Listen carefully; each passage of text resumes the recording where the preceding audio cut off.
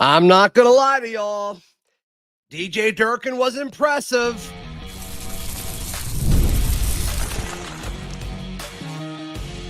You are Locked On Auburn, your daily podcast on the Auburn Tigers. Part of the Locked On Podcast Network, your team every day. Yes, welcome on into Locked On Auburn, your daily Auburn Tigers podcast. I'm your host, Zac Blackerby, and thank you so much for making Locked On Auburn your first listen every single day, or maybe your second listen. This is our second episode dropping today. DJ Durkin, John Cohen just wrapped up speaking to the media and what's kind of this weird territory we're in since, obviously Hugh Freeze was fired yesterday. We'll get to some of the stuff John Cohen said. I know he spoke chronologically first, but I think some of the stuff that DJ Durkin said was more interesting. So we'll start there. As far as notable news, it was confirmed. He said Derek Nix is going to call plays, but the way he said I thought was kind of interesting. Said Derek Nix is the play caller. He's the sole play caller. He's calling plays on every down, which I thought was a little interesting. He didn't need to word it that way because of all the controversy of Auburn's got 3 play callers. It could have been coincidental, but I wanted to look into that and just kind of point that out because I thought that was interesting. And look, of course, he was asked a lot of questions about the offense and the defense, but the offense is kind of what we're assuming and hoping that there's going to be changes with. And at the beginning of his time at the podium, he talked about how it's not really what you're doing, it's how you're doing it. And all I could think of is kind of what we've talked about over the last few weeks is some of the stories about how culturally there's so much of a difference on the defensive side of the football than there has been on the offensive side of the football. And now that he is the head coach, he's the interim head coach, he can instill that culture on both sides of the football, not just the side of the football that he's over. And I think you can see that, right? Like you're seeing aggressiveness in every aspect of this based off what he's talking about. Now, he's only been, the interim for 24 hours or not even. Now, look right at it. And so, we'll see if he can kind of instill that over the course of, the next 4 or 5 days until Auburn goes to Nashville, but thought that was interesting. Obviously, he was asked about quarterbacks, and once again, his answer there I thought was interesting too, because he said that they're evaluating. The question was, you kind of flip-flopped and went back and forth with quarterback. What's the plan there? And he said, look, we're still evaluating that. He talked about how he's personally gathering data because I haven't been involved in this. So I'm trying to learn a little bit more about the situation, and then we'll make a decision. But he mentioned that there's 3 outstanding quarterbacks that he believes can play quarterback at a high level, whatever. When Hugh Freeze has done this, he really said 2. And then somebody else would ask a follow-up question about Deuce. But Hugh would talk about Jackson and Ashton. And he said 3. I think that's the first time we've seen that on a Monday presser this season. So I think that's cool. Is it intentional? Is it just DJ Durkin train of thought? I don't know. DJ Durkin is calling the defense, which shouldn't surprise any of us. Doesn't sound like they're doing anything systematically different when it comes to the defense. Which, why would you touch it? He was asked about the team's reaction, and he started it. I could tell he didn't really want to answer it, and so he kind of said why he wasn't going to answer. Then he danced around it after, which I think is the right move, because he started it with, the interactions you have kind of in the team meeting room, in the locker room, those are sacred. And so he wasn't going to give examples of maybe what a player said to him about that. But I do think, there is some awareness also of if they're pumped to have him, he was very respectful for Hugh Freeze and giving him the job. I don't think he wanted any of that to get twisted. And I think Hugh Freeze would have answered that question truthfully. I think this is kind of one of those times where it's oh yeah, a head coach probably wouldn't answer that entirely, honestly. And I thought that was a bit refreshing. I'm not going to lie to you. So that was certainly a takeaway there. He was asked about the conversations with recruits. Obviously, that's still going well. One of the last questions he was asked about does JG asked it. He's like, look, y'all scored 3 points last week against Kentucky. Do you think this offense has untapped potential? And Stone Cold, he's just like, yes, I do. Yes, I do. And then he kind of went to talk about the talent and, he's got to get people in the right situations and all of that. But I love the confidence, and he ended it with like, yes, I absolutely do. He believes the offense has untapped potential. I think we all agree. We all agree that the talent is there. It's certainly better than scoring 3 points against Kentucky. And I love that. I love the confidence. And look, the whole air and aura around Durkin throughout all of this was he legitimately seemed honored by it, which is great. Seemed like that confidence was there. I don't know. He really, the leadership and the intensity seemed to be there. And I thought that was refreshing. I liked what we just saw. I'm not going to lie to y'all. I'm not going to sugarcoat it. I think this is a pretty big difference in what we've had, and I think it's needed. Does this translate to the offense in time? I don't know. But all in all, was impressed with what DJ Durkin had to say. John Cohen spoke first, and I think there were some takeaways there as well as some tidbits and news. That's next, right here on this reaction edition of Locked On Auburn. Today's show brought to you by our friends at Game Time. Game Time is the best place to buy tickets. Obviously, college football, we are in the thick of it. Hey, if you want to head up to Nashville to watch the Auburn Tigers take on Vandy. Last several times Auburn's gone to Nashville, we've taken over that place. I hope we do it again.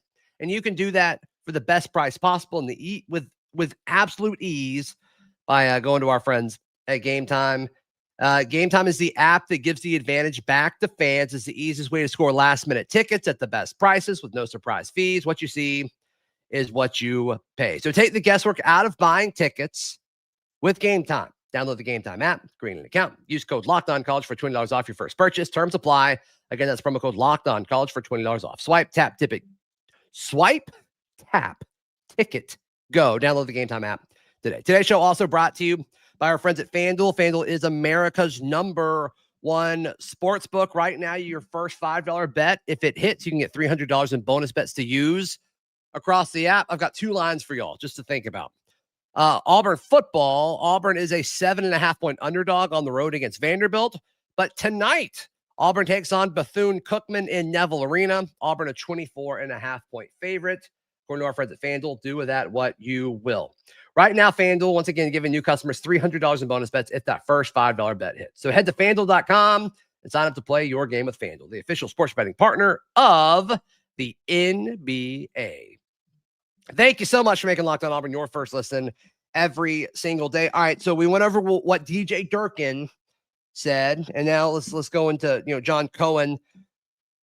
One of the biggest questions that Auburn fans were asking prior to the decision, outside of who do you go get, and this was somewhat tied to that, had to do with, okay, there are all these other great jobs open. Did this go into your decision-making at all? And I don't think that it did. He said, we've got the best job out there. He obviously credited fans, I love that he said, despite what Auburn football has been through, was his words, what Auburn football has been through, the fans have been there. And he mentioned like the 14, either 14 or 19 straight sellouts. He said that like over and over and over again, which I don't like. Is that impressive? I thought all SEC teams just sold out all the time. I don't know. He's very proud of that. And so I don't know. I'm going to go with what I liked first, and then I'm going to tell you what I didn't like about John Cohen at the podium. He was asked about pressure, and I think it was under the guise of like, you hired Freeze when you first got here, and now you're having to hire another head coach, and just the pressure of making the right call. I love that the quote is, I owe it to this fan base. And then he went to talk about how he grew up in Alabama and he understands how important this is and all that, which is good, right? But I love that he said, I owe it to this fan base. He also talked about how if Auburn had an average offense in the SEC, which I've said this all season, if Auburn had an average offense in the SEC, like, there's no telling how good they would be. And he also said, and I wouldn't be here talking to you today. Once again, like, we're talking about average. And that's something we talked about throughout the offseason with Jackson Arnold specifically, where it's like, he doesn't have to be great. He just has to be okay. And that's not what we saw. And then he talked about general inefficiencies in our offense, specifically in the fourth quarter. And I think that's something that we've talked about a ton before. And he went into, like, you kind of show who you are when it's on the line. And that's been a lot of my, like, largest issues with the offense. And there's a lot of them. But it was okay in the fourth quarter. Like, that's when you're supposed to put everything you got on the table, and we just never looked prepared. So I love that he mentioned that. But the best quote that John Cohen said, which I don't know, I gave Durkin the benefit of the doubt because he probably isn't aware of a lot of the stuff going on, like, as far as, like, the messaging goes, because, I don't know, he just doesn't strike me as that kind of guy. But Cohen does. Cohen's in a lot of these pressers. Cohen said, I'm not going to say that we're close. Close doesn't matter. Getting it done matters. Which, how refreshing is that? Instead of saying, like, hey, we're close. Like, give me patience. We're close. And all of a sudden you got the boss, the guy who's running the program, now saying, yeah, no, close doesn't matter. I thought that was good. I thought that was awesome. Okay. And then he was asked about the timeline and how it's impacted by the December signing period. And he did say that was a part of, like, what you had to factor in. And the December signing period, it starts like 4 days, I think, after the Iron Bowl. It's early December. And he's like, yeah, and we need somebody in place, like, as close as we can after our last game. But who other guys are going to be playing? And he said all of the folks outside of all the candidates outside of this building are going to be coaching in some sort of game. And it's just going to depend on what they're playing for, whether it's just a bowl game. Are they playing for a conference championship? Or is it a situation where, maybe they're in the playoff? Which also makes me think, like, okay, if somebody makes the playoff, they may be off the table, which, from a timing standpoint, I think that totally makes sense. So we'll see. For the Lane Kiffin crowds, it's worth watching. I don't know how likely that is, but it's certainly worth watching. The one thing that I didn't really like about John Cohen's messaging to the local media today, and I said this on this morning show with what I wanted to see, I wanted to hear a plan. And he was asked if they're going to hire a search firm for this. And he said, I don't know. He didn't seem sure of the process. And once again, I told you, like, I don't care what the process is, but I would like a plan for it.